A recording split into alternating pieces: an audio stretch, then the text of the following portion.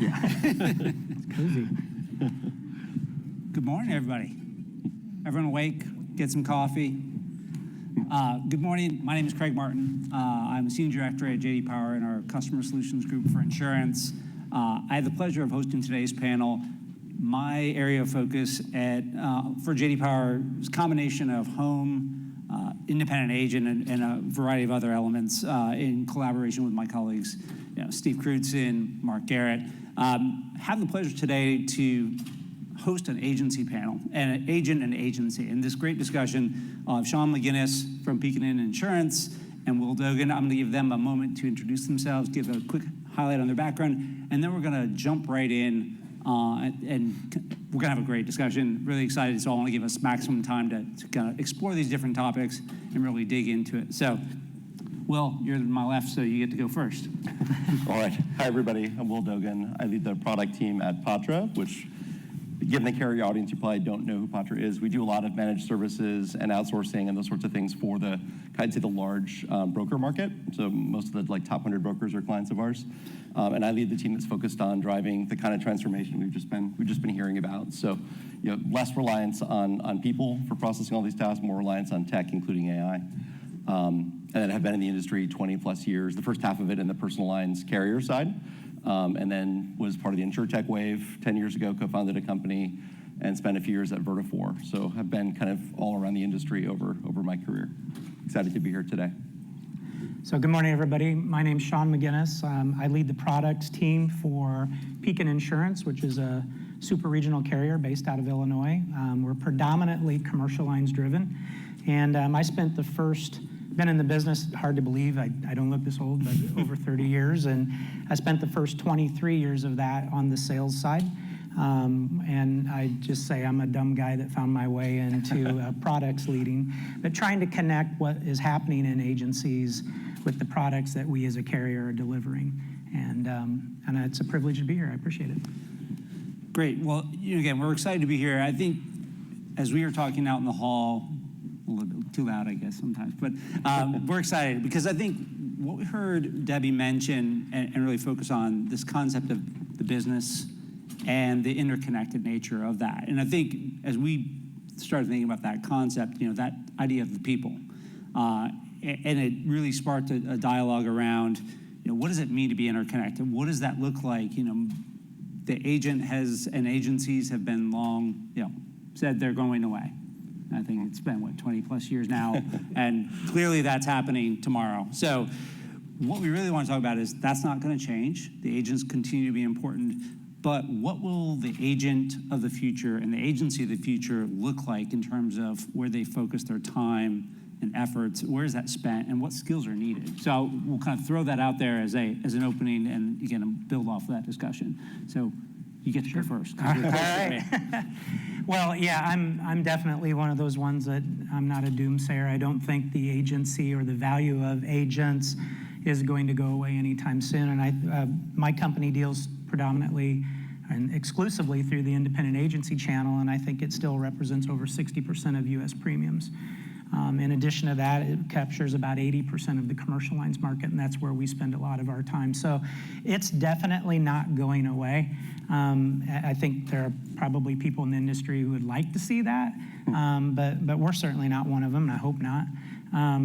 What I think may be happening, though, is that the model is shifting and changing a little bit. And I think we see that happening through all the M&A activity that's happening.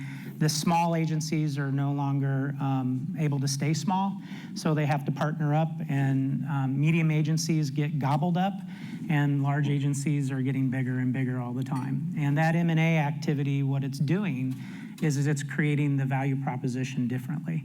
In the past, value was driven through access to markets. And I think the average agency today has over 17 markets that they can sell. So no longer is it just about, I can write coverage for you. I have options now. And so carriers have to learn how to play to that a little bit differently. And so the value proposition at an agency is perhaps a little bit different than maybe the value proposition for an agent. But at the agency level, it's about what kind of efficiencies can we drive. I think big agencies operate the same way big companies do. I think Will's going to talk a little bit about how the M&A activity, while it's slowing down, it's changing things for them. But carriers have to figure out ways to empower agencies to be more cost-effective per transaction, right? And so that's what I do a lot of now, is trying to figure out how to work down to that level. That's great. And to play off of what Sean said, I think the M&A that I'd say in our target market, which is the big kind of acquirers, right? I think that's who we tend to work with a lot at Patra. For 20 years, they grew their sort of value, right, for their shareholders, all the rest of it, by a lot of M&A that was fueled by cheap money, right? I think that's changed in the last few years as interest rates have climbed, right? That's changed, and now they're still having pressure to grow their value, right? And so that the cost pressures become really real. So a lot of our customers are looking at what they can do to sort of take costs out of their business, right? And so if you look at the things that happen inside of a broker, right, there's the market-facing, driving new business, engaging customers, driving renewals, all that stuff that absolutely cannot stop and will not stop for all the reasons you mentioned. I think a lot of the stuff that happens behind the scenes, which was a lot of kind of how large brokers define their existence for many years, was all the shuffling of paper on the back end, especially in the bigger commercial line side. It's been very manual, and that's a shift, right? So they're looking at that set of costs and activities and looking to AI as a solution to that. And then, overall, I think that the big shift will be shifting some of that investments from the back office into customer-facing advisory, around the claims experience, around, sort of loss management and mitigation and all the rest of it. So we see, squeezing costs, including, the costs that people sort of look to Patra to help with, and then shifting kind of that investment towards the front office. And I think that really begs this bigger question of, as you think about that evolution of, where is, we heard about technology in the last session, which is really important, which is technology is not the thing, it's the enabler. It allows for them. So as we think about what is needed and what should be done to help empower agents to deliver that true value to clients, what is that true value going forward? Because I think we think about that new role of the agent and the agency, but what's the value prop? I mean, again, that's why everyone said, oh, it's going to go away, because you've got the direct model. I can go buy insurance myself. I don't need that person. What is that value prop going forward of, and how do you empower that agent to deliver true value? I would say that, I think back, as you're asking the question, I was thinking back 20 years ago when I was out calling on agencies, and I would ask kind of that question of an agency when I'd go into them, like, how do you differentiate yourself? And I can tell you almost every single one would say, we provide excellent service. I'm like, do people expect to get bad service? It's like, how is that your differentiator, right? So that was a 20-year ago conversation. But what I think is happening is that service side is maybe shifting a little bit towards the technology, and what the value of the future agent is doing what they do best, which is selling. It's being able to speed them up, give them the time to go out and get in front of people. I do believe relationships still matter, but they're no longer the differentiator. They'll break you up. They won't bring you together. So if you don't have a good relationship, somebody will break up from you. But we need to empower agents of the future to be able to exercise their relationships, speed up their delivery, and use what they do best, which is advice. And I think that's where the future is going. Yeah, I would agree. I think we talked about market access, right? I think it's not just access to the markets, but it's knowledge about those markets and appropriateness of markets for different, customer segments and verticals and all the rest of it, right? So there's that knowledge, which, again, over time, that learning curve will become faster, right? Because AI can help new assistant producers and things like that learn that stuff faster. But ultimately, sort of the role that the agency overall is going to play is that market maker function, right? Of having the relationships to the buyers, right? Having the relationships to the markets, and then kind of really knowing how to bring those together, right, in that market maker function. It's the purest kind of notion of what a broker does. I think, like I said, they've spent a lot of their time and money on a lot of other activities because they had to for the way the industry just worked. As a lot of that other stuff gets automated, right, that focus on the market making function is going to become really critical, and doing that effectively. Yeah, and I would also say, from a technology enablement standpoint, carriers, we have to move away from these legacy systems where we ask agents to give us information. especially information that we should be able to get. It's readily available out there in the field. First of all, what they're giving us is probably only 80% truth, if that, right? If we truly believe that what agents do is sell, then why are we asking them to service? So we have to build the technologies in, use AI and other enablers in order to speed that process up for them and get better data so we can have better output. I think that really brings up an important kind of point, which is we think about that concept of service and that interconnected kind of nature of it. So as you think about, the prior session was focused on claims and kind of that experience and that important part of the relationship. How do you think about the role of that agent, knowing that the priority on one hand is to sell, but a critical experience like a claim that can be a make or break experience? How do you balance that out? What's the appropriate kind of dynamics? How do you support them in a way that allows them to do what they do best, the selling part in the building of the relationships, but at the same time support an effective kind of relationship management on the back end?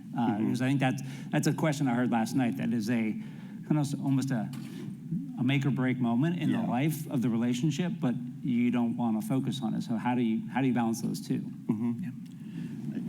One thought I have is just, I would say from the business process through, checking the policy after it's issued to issuing certs, all the rest of it, right? And historically, the insured saw a tiny little piece of it, right? They saw the request and then they saw the output at the end. And meanwhile, behind the scenes, it's almost like an iceberg, right? There's all this work happening between the account managers, other folks inside the agency, talking to the carriers, going through all these motions. And the experience for the insured was often just maybe, they spend a couple of minutes just getting the document back and running with it. I think this shift, right, is less of that activity needs to happen in the back end, right? I think that shift towards spending more time asking about what provoked the service inquiry, for example, or why do they need the cert? Is there something new happening in their business? I think, we've heard a lot from our customers, right, that they have trouble spending the time that they need to, understanding their clients and their businesses and all the rest of it. I think that's the idea, right, is shift that balance of their time away from the stuff that the clients cannot see to stuff that the clients can see and strengthen the relationship that way. Yeah, I think the technology enablement side of it is that we can educate the agent on the processes a little bit better than what we've been able to in the past. And maybe the workflows can be mapped a little bit better. I think that's maybe the point that you're talking about. Like most agents have no idea of the complexity of just doing simple things like issuing a policy.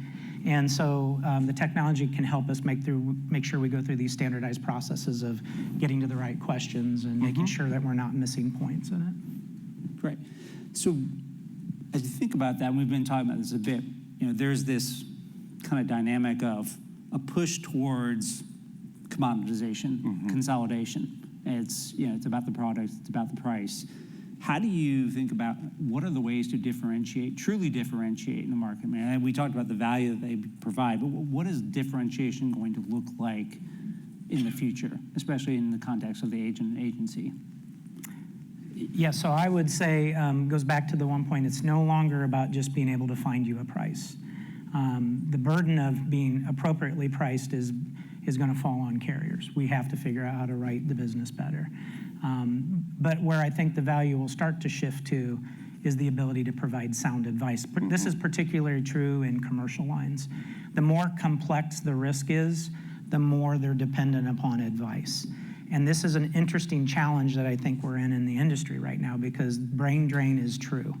It is happening throughout the industry. And on one hand, while I think I'm hitting the number 5. I mentioned AI 5 times. So, on one hand, why AI is helpful because people can get quick knowledge. They don't get thorough knowledge. And I'll cite an example. I had a young agent reach out to me just recently, and he said his method of making presentations is he loads all of his competitors' quotes into ChatGPT and asks them to compare them across the line. And he said, and I knew that you guys offered a coverage that wasn't being called out. My fear is he knows that today, but what 10 years from now will that young agent that's coming in who uses this to train themselves know? So for me as a person who builds product, sometimes the best offense is a better defense. I'm figuring out how do I build deck sheets and quote proposals so they say the right words to train people's models so it points that out, right? But truly where that value prop is going to come from is their ability to be able to sit in front of a client and say, I know you, and this is what you need, and say it with confidence, and then marry it to niche products. And we have the ability at a carrier level now to do that better than ever before, and iterate faster than ever before. And sometimes it's not about, like I tell my team all the time, we're not going to be insuring Elon Musk's trip to Mars. Like, we're too small of a company to do that. But what I can do is look at all these coverages that I have, figure out a way to spin them together in better packages so the agent can produce it faster and have higher confidence when they talk about it. And that's where they'll start to bring their value prop, when they can say something with more confidence than somebody else and feel like they truly have it covered because their carrier partnered with them to get there. And I would double click a little bit on some of the things that you said, which is really that expertise and knowledge of the customers, right? So especially on the commercial line side, the more you get into mid-market and up, right? I think a lot of these businesses are, especially growing businesses, for example, their needs change as they get bigger. They need more lines. They need different coverages. They have different sort of risks and things that they need to look out for. And AI can get you halfway there, but I think ultimately it's going to be some time still, I think, before AI can provide the expertise that only comes with some years working in the industry. So I think that, again, that client-facing sort of confidence and expertise and depth of knowledge of verticals, right? So I think one of the things that technology will enable is probably broader knowledge. So a given producer can probably work across more verticals, for example, with support from AI than in the past, where they might have had to specialize just in one. But I think ultimately, these are large purchases that the clients are making, and price is a concern, but just feeding their needs into an automated tool and asking for the best price doesn't make a lot of sense when you're spending tens or hundreds of thousands of dollars on a purchase of insurance or a whole program. And I think ultimately that trust and confidence and knowledge and access to the right products and right markets is going to really help. And I think Will and I come from similar commercial backgrounds, but I think that complexity level also exists in personal lines because there's an evolving market there. Not in all personal lines, but there are higher value properties and such. There's an evolving market of in-home business, and there's a need that's being missed entirely. People don't know how to talk about that necessarily out in the field. So it's still applicable to that process too. It is, to make it personal for a minute, right? I live in California. I live on the edge of like a fire zone, right? And went from working with State Farm for quite a few years, and then had to switch and got an independent broker who connected me with specialty markets and all the rest of it, right? So my own needs evolved pretty dramatically, and what I was getting from my local State Farm agent wasn't there anymore, right? So I had somebody who had worked with dozens of other people in my neighborhood who knew kind of how to place the risks. So I think that story is happening in a lot of places as disasters grow and all the rest of it on the personal line side, just as it is kind of to an even bigger degree on the commercial side. No, that's really interesting. And I think, two things really stood out to me. One is this concept of kind of AI and where it fits. I guess AI a lot, so check the box. But more importantly, this concept of, if you think about, are you in AI? And if you don't exist in the AI, do you exist? So, again, that's a new challenge, a new divergence. Not just, and again, you may not have the people on the street to educate, your partners to be out there, knocking on doors. We hear about this a lot, is kind of that dynamic change to the agent and agency relationship with the carrier. Of how do you develop that kind of connectedness and intelligence, but at the same time leverage technology? As you think about that, where is that right balance of the people, and your kind of branded kind of connection from the carrier side with the agency versus where the technology and particularly AI and kind of, I'm going out and shopping, I got 17 partners, which one do I pick and why? How do you think about that balance? Well, it's interesting. I think back to Debbie, right, who was the speaker last time, right? She was speaking about, sort of, you can't just ask Claude, even the new scary model, right, to just solve these problems, right? I think there's a matter of, have you fed the model the right training data, the right information, the right knowledge about workflows and expertise and all the rest of it, right? So I think, something we deal with a lot with our customers is that they think they're just going to get a Claude license and automate a lot of this stuff. The reality is that the outcomes are a little bit different every time you run a question or a problem through the model, right? And so you need to build scaffolding kind of around the AI to ensure what we call deterministic outcomes, to make sure you get the same response every time. So I think like the industry right now, everyone is both panicking and excited about this transition, but ultimately there's got to be some guardrails put in place that will help kind of shape the way that the AI goes. And I see that starting in the back office and gradually making its way to the front office. The realization that the expertise and the knowledge, the training data, the rest of it is super important. Will continue to sort of, I'd say, limit the intensity of the disruption sort of for customers in the front lines.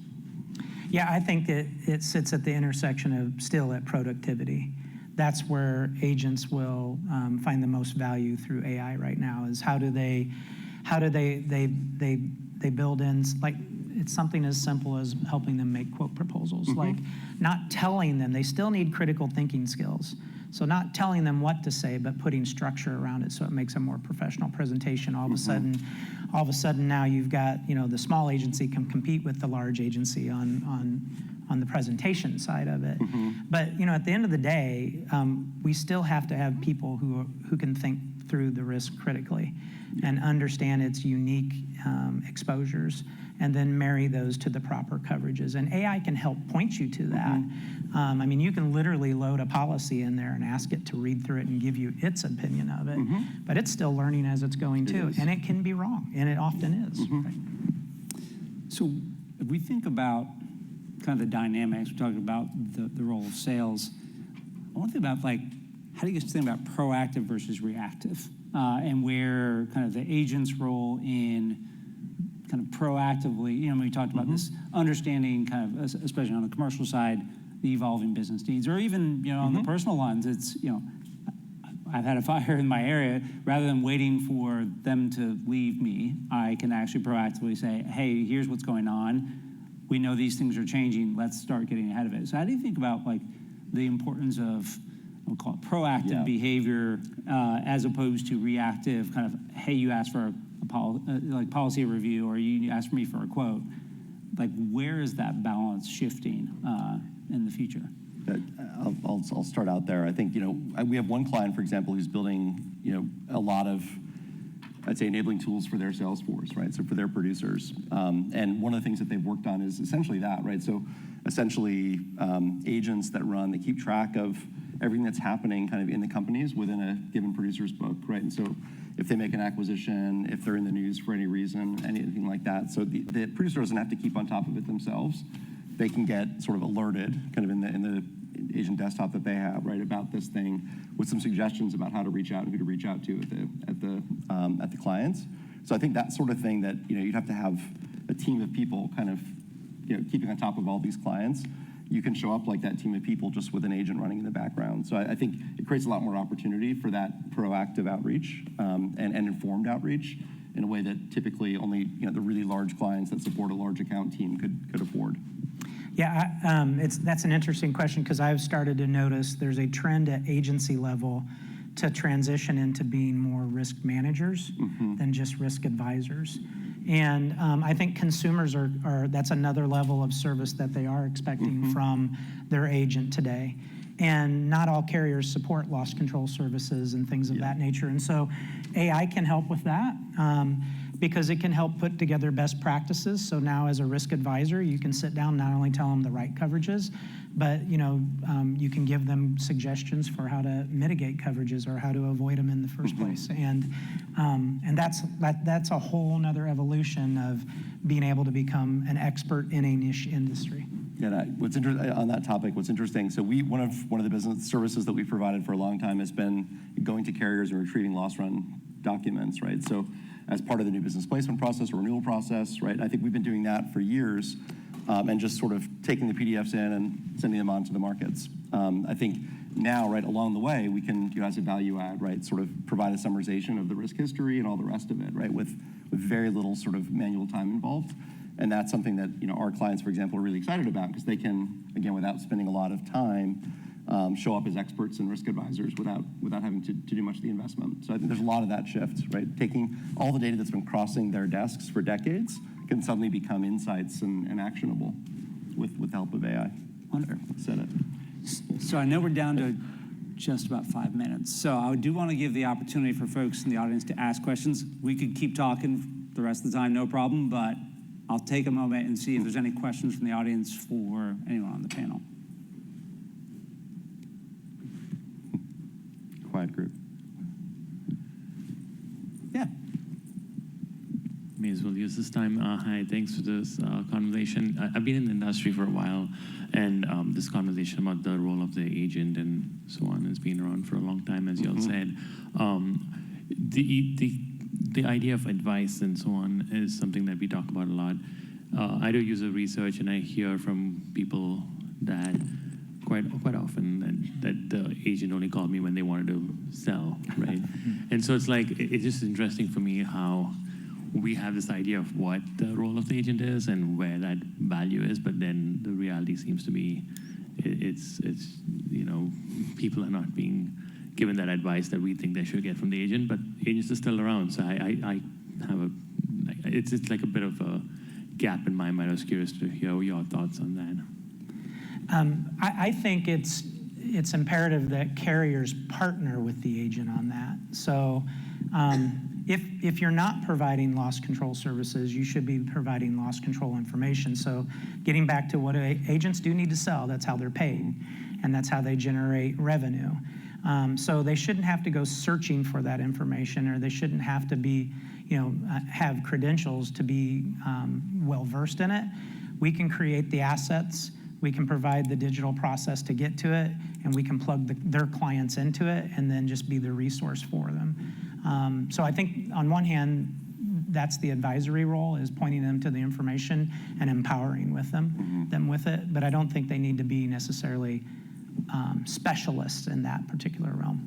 Yeah, and I would say, just to repeat my refrain from earlier, I think part of that behavior, right, is producers have quotas they have to hit, right? And I think in the past they spent all their time just kind of doing all the selling and the busy work, right, to support hitting that quota. I think as you make hitting that quota easier, then it in theory, right, should take and free up some time for them to provide that more proactive role. I think you see that a lot more at the larger account end, right? So big insureds, talk about Elon Musk, or we have a client who insures like chunks of United Airlines risk, right? For example, like those folks are in their client's business all the time. I think what I expect to see is sort of as so they have a large account team at the broker. A lot of the things that those really big enterprise insureds get will start sort of trickling down to the mid-market and smaller, as the producers aren't just frantically trying to chase the next sale. Some of it will be a cultural shift, some of it will be a generational shift. I think changes in comp structure, all the rest of it. So it's not just throwing the tech out there on its own is not going to solve that. I think there's a lot of shifts required sort of internally within the brokerage culture as well. Yeah, I think the one other thing I would add is you have to reframe the thought process around what is selling. So if selling is cold calling and just hammering, it's a numbers game, and how many people can I call and how many accounts can I touch and tell them to buy something else, whether it's personal or commercial. It is a reframing to, I am adding value, and reframing as, I understand you as a customer. Yes. I understand what's important to you, so I'm touching you when it's important. I am having a discussion to make sure, I think there's this notion of insurance is a set it and forget it type of thing. I've covered you, we're done, and then I don't need to talk to you for a long time. Things are constantly changing. I mean, the world is, every day something new and different is applying to them. So those different shocks and being able to understand how they're dealing with those can be that sales effort, and it opens up the door to new opportunities. But you have to present it as advice, because if you're presenting it as, I want to sell you another policy, I have no desire to have a discussion. Right. But if you're presenting it as, there's new issues and problems that have come up, I've got some new solutions that might help. Is this important to you? That, I think, is the important dynamic that we're going to see that change is, if you can use technology to better identify those needs, understand and connect the dots, then you can have a meaningful conversation. That's where I think, again, we want sellers to sell, but selling is not the old way of 50 cold calls a day just to make sure you get a hidden number. And I think you emphasized, right, that trust that needs to be established kind of between the people, the person or people that are engaging with the insured, right? I think that takes time and effort and investments. It's not just selling as a product, but it's really understanding them, their business, their needs at a level that again, was common in the really big accounts. I think it's going to become more and more necessary as you move down market over time as well. I think the other piece is the carriers, that's also the same concept for the carriers when they're talking to their agents and agencies, is I need to help you understand not just, hey, write me more business, but how do we fit and work together so I can make you more successful and us more successful as an organization. That's a great point. Yeah, so I spend a lot of time in that space where if I know I'm competing against 16 other carriers in that agency, right? I want the agent, as they're going through my proposal or building my quote, to be educated on my product. So my motto is, tell us what you have. That's it. We'll get you to the right price with the right product with the right coverages. So they're educated as they go through it, recognizing that that brain drain is sitting out there. People don't know the products as well. No. All right, well, we are down to our last 5 seconds, so we appreciate everyone's time and great discussion. Thanks so much to Will and to Sean, and we'll be around, so if you have questions or comments afterwards, welcome your thoughts, but look forward to the rest of the event. Thank you all so much. Thanks all. Thank you.